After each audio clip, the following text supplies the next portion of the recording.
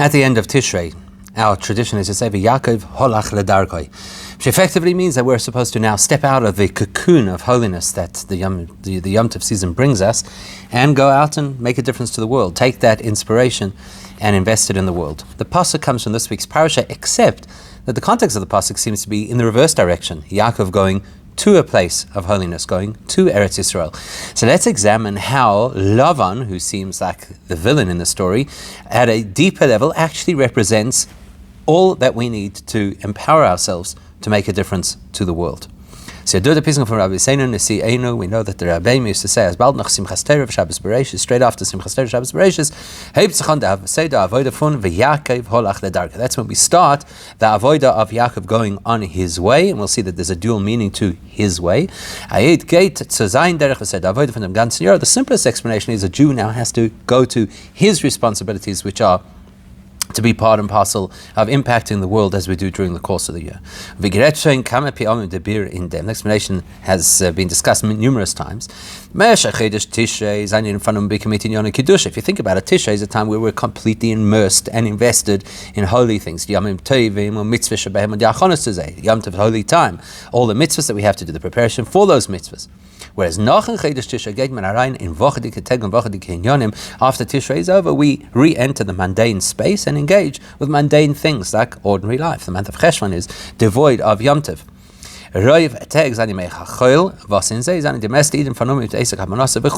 Most of the year is ordinary days where most of us are engaged with trying to earn a living, and obviously we have to make that into a holy experience. So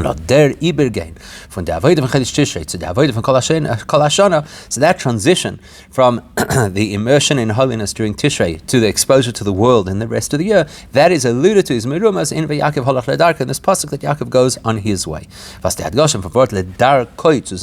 here you've got the dual message of ledarkoi going on his way is, and it's actually two polar ends of the spectrum of what that means to go on his way. Von einer Seite wird damit angedeutet, dass der Weg einfach nicht geht in der Wachtigkeit von ganzen Jahr nach Tishrei. So the one message is now you're going into the ordinary world, the mundanities outside of the month of Tishrei. It's nicht für der Weg von Chedesh Tishrei. That's not the path of holiness of Tishrei. Not darkoi. It's our path as humans, as individuals, as people who engage in this world. Sein der Menschensweg, the person's path that he has to follow. And the reason for that is typically dem größten Teil von Tag ist Eid vernommen mit Parnasse, essen und trinken und schlafen und so weiter, because it means most of the day we're occupied with our stuff. We have to earn a living, we have to eat, we have to drink, we have to sleep, we have to entertain ourselves, exercise, etc. Und in dem Weg setzt sich nicht begonnen keine Heiligkeit. So as long as we're on our path of mundanity, we don't obviously notice Eibishter in all of those things. In fact, when you observe from the outside, our behavior and that of other people who are not Jewish appears to be the same. We eat, they eat. We do business, they do business. But on the other hand, in demselben Wort ledarka, that same word ledarkoi wird untergestrichen as der Weg in welcher der Eid geht vom ganzen Jahr ist darkoi sein Weg. At the same time, that same word that says Yaakov goes in his path tells us that it's Yaakov's path. It's not just the path of the individual Jewish person who perhaps doesn't have the wherewithal to really stand up to the world. It's Darkoi. Yaakov Avinu's Bazunda Derech. It's the unique way that Yaakov forged for us to follow. Was hat ausgetragen für alle Eden. Das heißt echt der wachtige Derech von Aiden, in other words, the normal, mundane activities and path of a Jewish person, which is an gang and oifening v'maisa, v'macholoi, v'mashkeichol, v'masoi, v'matonoi v'cholei, which is how we go through the processes of ordinary life, eating, drinking, doing business, etc., is anders wie bei anit in l'havdil. It's completely different to the way the rest of the world does so. We eat, drink, conduct business, etc., in a Jewish way, which is in an oifen from the Shem Shamayim b'chol drachecha do'ehu. Everything is oriented towards heaven, and everything is in order to acknowledge Hashem in whatever we do. So that's really important. We're stepping out of a place of holiness into the mundane world, but with a consciousness and focus on doing what Hashem wants, which is unique. Darkoi, the path of Yaakov. Und damit sich verständig der Sheiches von Yaakov holach ledarkoi zum Zman von Chedesh Tishrei. That makes it easier for us to understand the link between this pasuk and Tishrei. That's why at the end of Tishrei we make the announcement. Yaakov holach ledarkoi. Why at the end of Tishrei? From the sinas keach vasaid hot. So can ufton as in darkoi in zayin vochet kinyonim. The power that we have to be able to step into mundane things and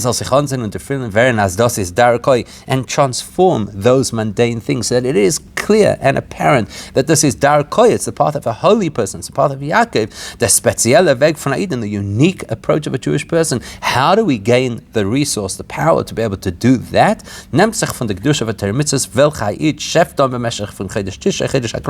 That is by pulling on all of the resources that we are able to draw on during the month of Tishrei that fills and empowers us so that we can step out into the world. So these are not two things in isolation. We immerse in the holiness of Tishrei to build up the resilience and the resources to go out there and change the world, and that is absolutely beautiful, and it's an important message for us.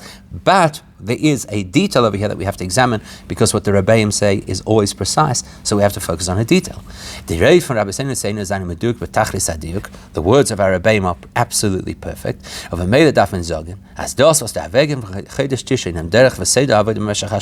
The fact that the way we describe the transition from the holiness of Tishrei into the mundanity of the world and the transformation of that mundanity is we specifically express that transition in these words, Yaakov going on his path. It's not only because those words, Yaakov going on a journey, represents us going into the world on our spiritual journey. That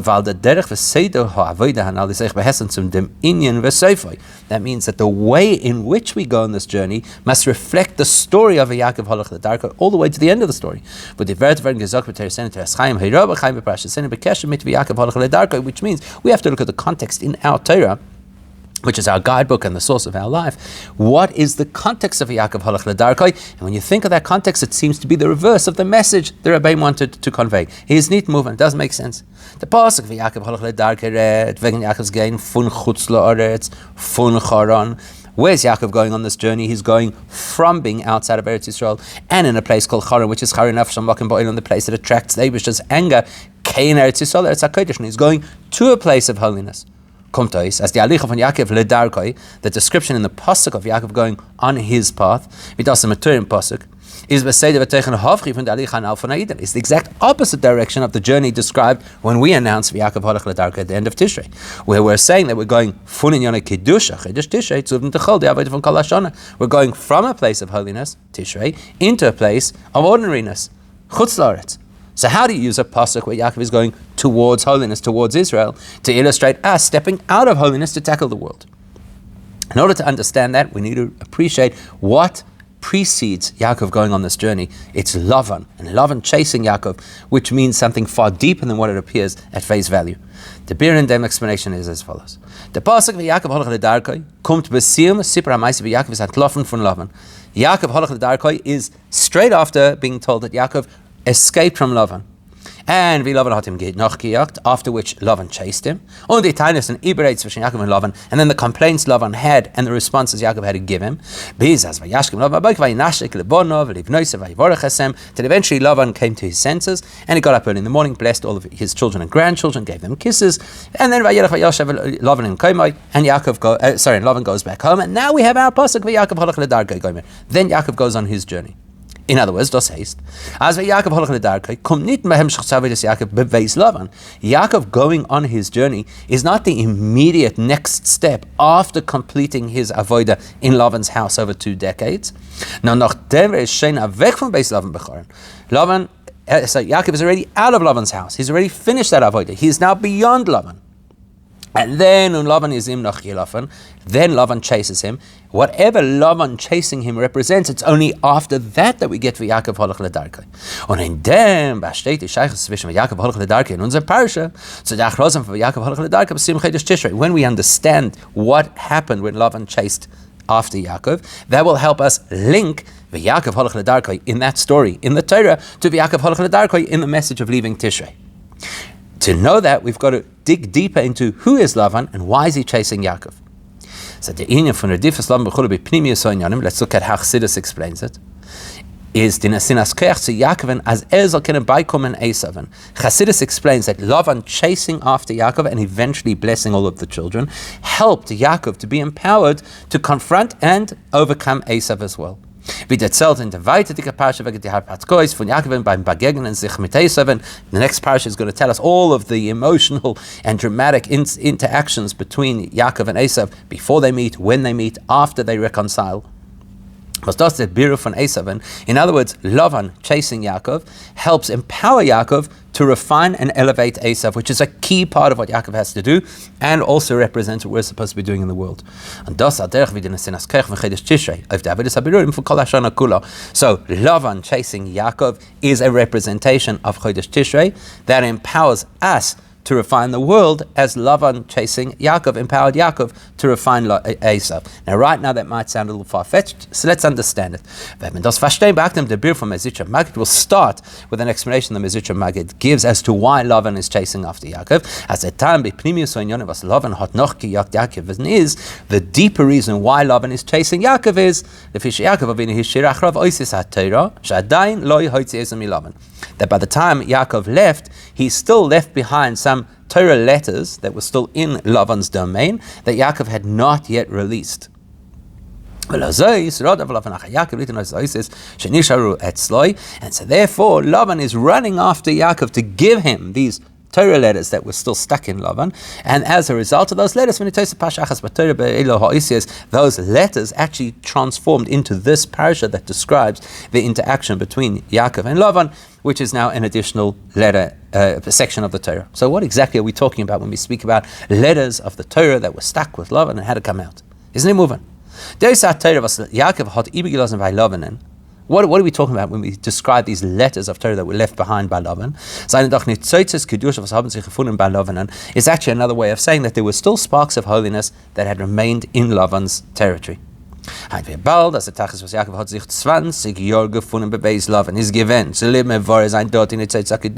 doesn't make sense. The whole reason Yaakov spent 20 years by Lavan was to help refine, elevate, and extract those sparks of holiness which manifested in all his great wealth. Why did Yaakov leave without having refined these sparks that are somehow still stuck with Lavan? And how come it is that the only way to elevate these sparks apparently is to have Lavan chase after Yaakov? What's going on over here? Is that not the entire purpose of Yaakov's sojourn by Lavan, to elevate these sparks? Why did he leave the job unfinished? Is von dem Gufo Mochach, as in the Kedusha, was seinen Gewinn in Lavans Rishus, seinen Gewinn, zwei Sugim, must be that there are two kinds of sparks of holiness that were in Lavan's domain. One, Yaakov could access easily, and the other he could not. We'll have to understand why. The first group of nitzotzos are the kind of nitzotzos that Yaakov, through his efforts, was able to extract and elevate. And then, there was another caliber of nitzotzos, which could not be refined through Yaakov's personal efforts on their own, nor durch Lavan's redifah noch Yaakov. In order to get those sparks to be elevated, Lavan has to take the initiative to chase after Yaakov. Now, why would that be? So we're going to have a look at something which is described in Likutei Torah. In Likutei Torah, the Alter Rebbe tells us there are generally two kinds of mitzvahs. The most generic, common mitzvahs, mitzvahs that we do proactively. Is abhängig von the mentions das v'rotzen. How do you make a sukkah? You have to choose to make a sukkah. You have to want to make a sukkah. Then you make a sukkah. How do you have a lulav? You have to decide that you want to buy a lulav. You have to go out. You have to get the lulav. In other words, we make the choice to fulfill those mitzvahs. And if, God forbid, a person chooses not to do those mitzvahs, they don't. But it's pretty much in our hands. Die Mitzvah wird durchgeführt durch dem, was der Mensch will und hat den Sinnen zu tun der Mitzvah. How does the mitzvah happen? I want to do the mitzvah and I have the intention to fulfill the mitzvah. Then there's another class of mitzvahs which you can never plan for, you can never intend to do. Base, mitzvahs of seine nicht tolle in Ratzim mit das Adam. These are mitzvahs that are not up to a person's choice. In fact, the only way to fulfill the mitzvah is without the person anticipating the mitzvah. And the most classic example of this is the mitzvah von Shicha, the mitzvah of Shicha, which is if a person forgets a bundle of wheat in their field, they have to leave it for the poor. You can't plan to forget, by definition. Forgetting is something that happens to a person unexpectedly. And perhaps you could say the same with Shidduch HaKain, where it says Ki Yikara, you have to happen upon the nest and then chase away the mother bird. The Alter Rebbe explains that it's very much like the Gemara tells us, that people who chase after greatness will elude them, whereas people who shy away from greatness will follow them. Same principle. So there's certain mitzvahs that you do consciously, the majority of mitzvahs, you choose to do the mitzvah, and then there's a select group of mitzvahs that you cannot do unless the Eibishter decides that the circumstances will be right, that will offer you the opportunity to do those mitzvahs. Now the question is, on a deeper spiritual level, why do we have these two groups of mitzvahs? At the time Pnimi from the Chelek is, so again, the Alter Rebbe explains as follows. The mitzvahs are signing from midas v'rotzin ha'adam. If there is a mitzvah that is dependent on our choice, do I want to put on tefillin today or not? Okay, I want to put on tefillin, that's why I'm doing tefillin. Those mitzvahs are linked, their original source is in the level of Keser, but more specifically Arech Anpin, the lower dimension of Keser, was to begin from Rotzen Ha'elyon, which is what we would call the Eibishter's supernal will. In other words, the Eibishter wants us to put on tefillin, therefore that filters down into a type of mitzvah which we do because we want to do the mitzvah. So the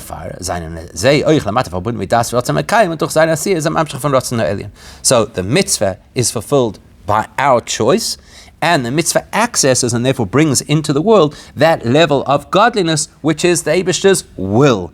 Arech Anpin, Chitzonios HaKeser, the lower dimension of Keser, of Hashem's Ratzon. Ratzon which can be, so to speak, identified and defined. So what the Eibishter wants, I'm doing what the Eibishter wants, because now I want to do what the Eibishter wants, and therefore I bring the Eibishter's will into this world.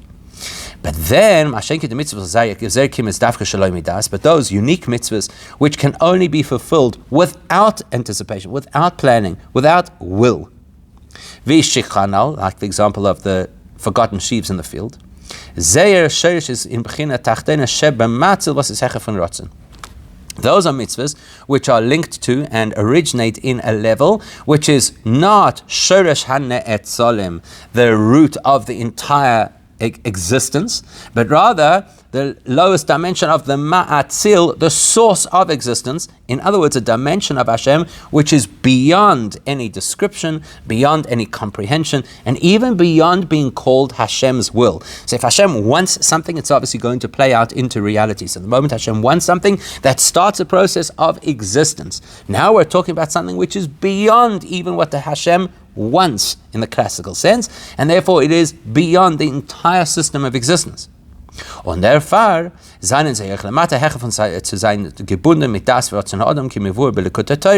therefore those are going to be mitzvahs which manifest in a way that is not in our control, not up to our choice, not mitzvahs we do because we wanted to and therefore chose to. They have to come, so to speak, at random, or at least what appears to us to be random. In other words, in a way that makes no sense, because it links to a dimension of godliness which is beyond even Ratzon, even the Eibishter's defined supernal will. So now the Rebbe takes the principle that Alter Rebbe taught us and applies it to the two groups of nitzotzos that were stuck in Lavan's world. The first group of nitzotzos that Yaakov Avinu successfully elevated and refined through his choices and his focused avoida, those are given from dem Sug, was hat gekent gedarf mavures werden durch dem, was Yaakov hat sich in seine Sasse given beretzene Vayeitzei. Those are the caliber of nitzotzos which are accessible through Ratzon, through the conscious mind. I want to do what the Eibishter wants. Yaakov Avinu wants to elevate and refine these parts of the world. So therefore he engages and he elevates them. They are available to be refined through a process that we choose to follow, that we choose to want to do.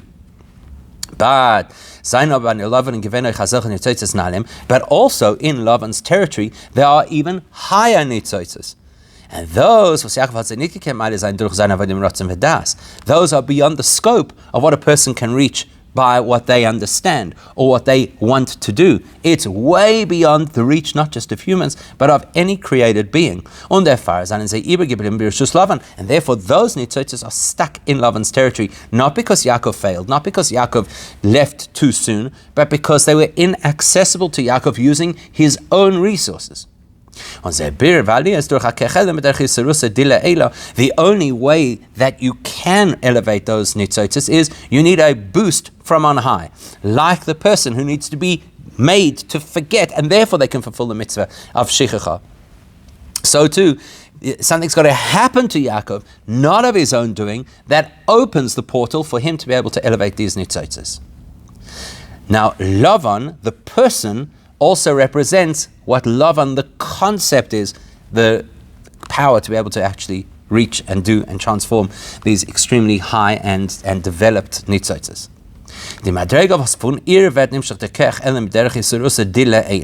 So where is this level that stimulates this so-called Isursa Dila, awakening from on high, to allow Yaakov to transform these nitzotzes? His mother was in a nomen Lavan, is alluded to in the name Lavan. We'll first look at a medrash, which explains what Lavan's name also indicates. So when Yaakov Avinu arrives and he asks the shepherds, "Do you know Lavan?" says the medrash, that the deeper meaning of his question was, do you know of the one who is able to launder, to bleach our averos and make them white as snow? Lavan means white. And as boring them is, that's the medrash. Now let's dive into Chassidus.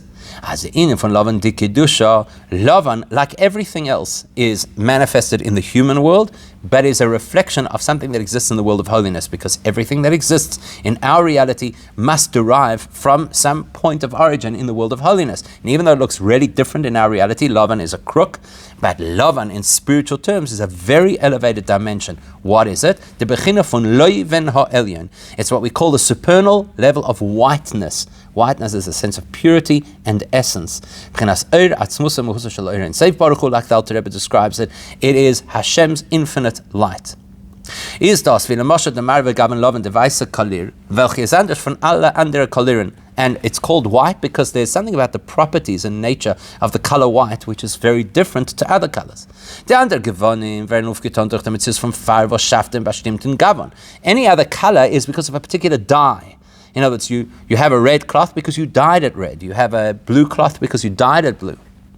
Whereas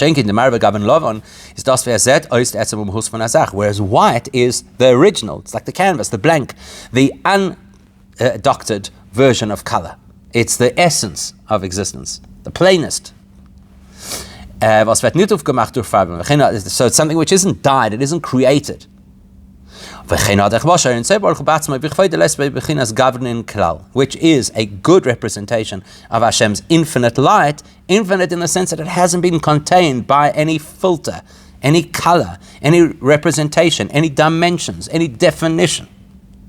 So Lavan ha'elyon represents the supernal light of godliness that is unadulterated. Und das ist der Sheichs von Lavan zu dem, was ist aus dem Lavan Chelek, k'maimer azal hanal. That's what the medrash is telling us, that Lavan alludes to the one who's going to purify all of our averas. Because the mechila von der Whiteness kommt durch Hamshachas Atzmos in Seif Baruch Hu, was ist Hecher von Seder Histalschluss. Because the capacity to completely bleach and cleanse any averos draws from Hashem's essence, which is beyond the entire spiritual superstructure. Which is what we in Chassidus call the supernal whiteness. The Sheresh Beriba Yishtalshus Fun Lavan Shelamata, which eventually, through major filtrations and evolutions, eventually produces a human called Lavan, who is a rogue human, but yet a reflection of, in certain respects, Lavan Ha'elyon. This also helps us get an insight into why we say that sometimes you need tshuva and you have to wait for Yom Kippur. Tshuva toila v'Yom Kippur mechaper. As tshuva allein is nikanug, und daf Yom Kippur zum Mashiach is mechaper. The concept being that tshuva is really powerful and can have a massive impact on a person, but it's not always sufficient. Sometimes you have to wait for Yom Kippur. Yom Kippur is beyond our tshuva. Tshuva is something we do, something we work on. Yom Kippur is a gift from on high. And Yom Kippur is was der Lavan ha'elyon, was von dort kommt im Chilas ha'avonos. Yom Kippur represents that supernal whiteness, perhaps the reason we wear white on Yom Kippur. which is the ability to bleach Averis in such a way that it's like they never existed. In order to reach that Lavan ha'elyon, you're reaching something which is beyond the entire superstructure of existence. It's not something we can generate through our own personal efforts. So you can do all the tshuva in the world, but that still doesn't allow us the opportunity to activate something beyond the system. Tshuva is still within the system. Rather, it is something that the Eibishter gifts to us of the Eibishter's initiative on Yom Kippur. He gives us the ability to engage something completely beyond good, bad, and otherwise, which allows us to atone. Now that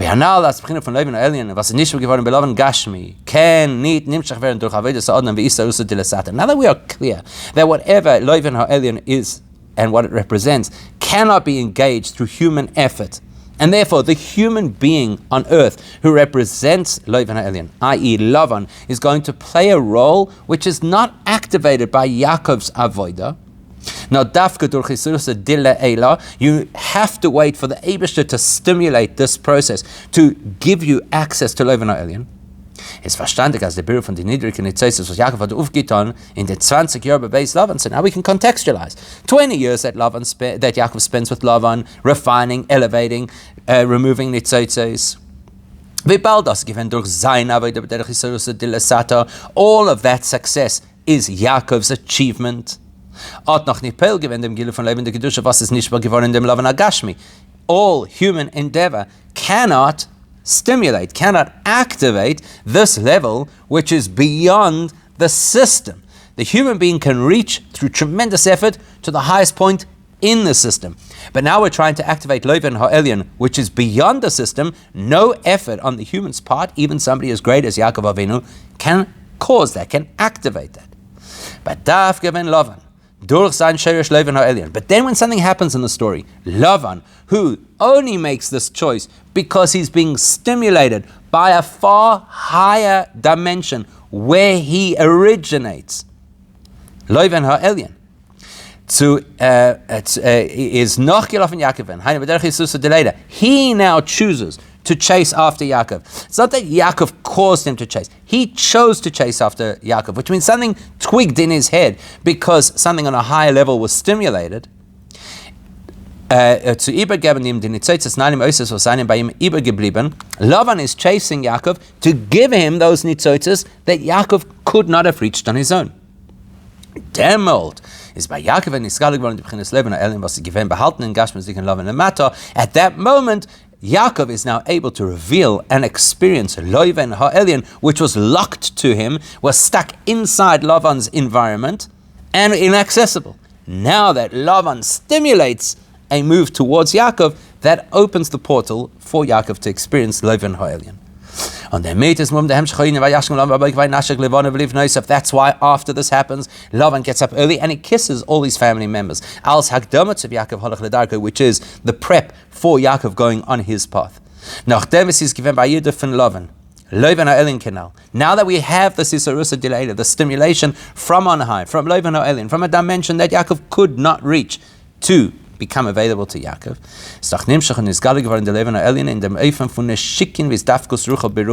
That portal that opens doesn't just wash over Yaakov in an abstract fashion, but it becomes something personal, and that's what kissing represents. Kissing represents a very deep link between two people, as we describe it as the connection of spirits.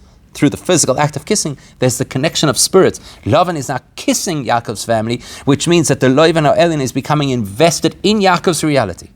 So Yedin from the Bnei Yisrael, not only for Yaakov, but for all Jews across the span of history, which is alluded to in the pasuk Vayinashek lebona v'livnoisa.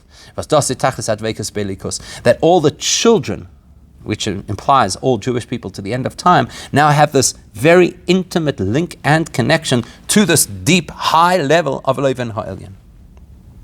Und das ist der Zusammenhang von Vayashkem, Vayinashek Lavan going mit Yaakov halach ledarka, and that's why straight after Lavan kisses all the family, then Yaakov can go on his path and can tackle Esav and refine Esav. Auf dem Weg von Yaakov's Alichat zu Eretz Yisrael hat sich begegnet und gehört zu tun mit Esav. On the way to Eretz Yisrael, Yaakov's derech, he's going to engage with and have to deal with Esav, including a wrestling match with Esav's malach. All of that is avodas habirurim. That's wrestling through the mire of Esav to extract the value of Esav, the nitzotz of kedusha. Is in the Nasinas Kerch, if them avodah gekum from Vayashke and Lavan Babeika from Amshachas Lavan Ha'elyon. What gives Yaakov the strength to be able to do this? The awakening of Lavan, the awakening of Lavan Ha'elyon, the flow of something beyond all of existence into Yaakov and his children's life, to be able to have the power to do the impossible, to turn Esav into a refined being. Now we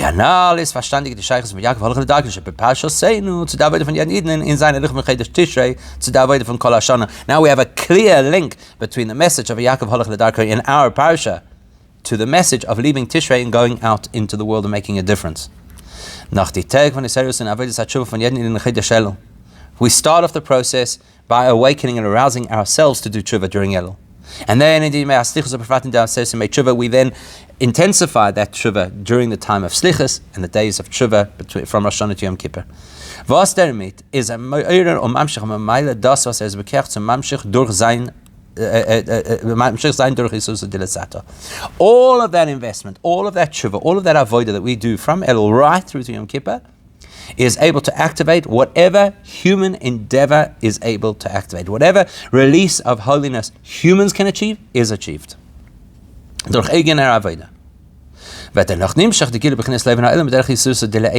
we have reached our peak, once we have invested as much as we possibly can in doing what the Eibishter wants, then the Eibishter stimulates Lavan Ha'elyon, a flood of spirituality, of holiness from on high, of godliness from on high. Vayashkem Lavan Baboiker, Lavan wakes up.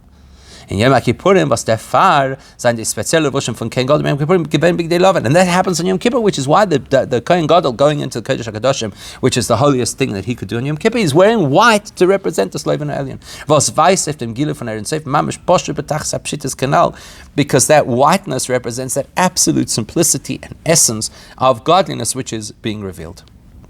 If Vayom Azichap Lifnei Hashem, like the Alter Rebbe explains in the Torah, when the pasuk tells us that this is a day where we atone before Hashem, as a Svet Nisar Pnimius Ratzon Yisbarach. Lifnei Hashem means we invoke the deepest Ratzon of Hashem, even deeper than the Ratzon for mitzvahs. Was das wird angerufen ke'eres ba'levonon, which is described as the cedar in Levonon. Why Levonon? Valer is Malbin Avenisem Shal Yisrael, because it represents the cleansing and bleaching of our Averis, the Lavan, the Lavan Ha'elyon. And as the story goes, that is then a kiss of Lavan to the children of Israel. Which means, firstly, that the Lavan Ha'elyon, which is beyond the entire system of existence, flows into all the various holy dimensions of the higher realms of existence, all the way down into our reality, to the extent that this Lavan Ha'elyon is able to shift our own Nefesh HaBahamis, which is also referred to as children, right? The adult, the mature is the Nefesh HaDikis, the child is the Nefesh HaBahamis, as donis nefachim lezachias mamish, to the extent that we actually transform our transgressions, our deliberate transgressions, into becoming our credits. On the Rebbe is bald nach Yom Kippurim, and therefore, once Yom Kippur has passed, and we have now brought into our lives this incredible flow of divine energy, then we go out into the world, as Chassidus describes, and we tackle the world. But the Iker Ha'inyan from Yaakov Halach L'Darkei fangt sich an noch in Chedesh Tishrei. But where does the real work of Yaakov Halach L'Darkei start? Not the day after Yom Kippur, but specifically after the entire Tishrei is over.